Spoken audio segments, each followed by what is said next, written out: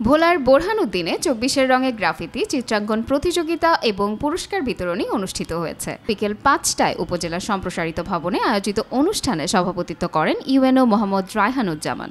শিক্ষার্থীরা জুলাই শহীদদের স্মৃতি ফুটিয়ে তোলে তাদের তুলির আঁচড়ে। পরে বিজয়ীদের হাতে পুরস্কার তুলে দেওয়া হয়। অনুষ্ঠানে শহীদ পরিবারের সদস্যসহ উপজেলা সিনিয়র মৎস্য কর্মকর্তা মনোজ কুমার সাহা, মাধ্যমিক শিক্ষা কর্মকর্তা মোহাম্মদ রেজাউল করিম ও বিভিন্ন শিক্ষা প্রতিষ্ঠানের শিক্ষক শিক্ষার্থী সহ দপ্তরের আরও অনেক কর্মকর্তারা উপস্থিত ছিলেন। এইটার আয়োজন করেছি সরকারের সিদ্ধান্ত অনুযায়ী, এবং আপনারা জানেন যে এই আয়োজনের একটা উদ্দেশ্য আছে যে গত বছরের যে জুলাই গণঅভ্যুত্থান আছে সেটাকে যে স্পিরিটটা ছিল সেটাকে আমাদেরকে ধারণ করতে হবে।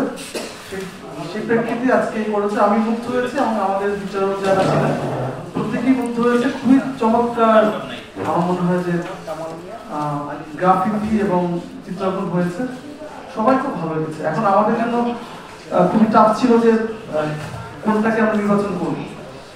তারপর আমাদের এখানে যারা বিচারক ছিল, সম্মানিত বিচারক মণ্ডলী, তারা একদম নির্মূলভাবে আমরা বিচার কার্য পরিচালনা করার চেষ্টা করেছি।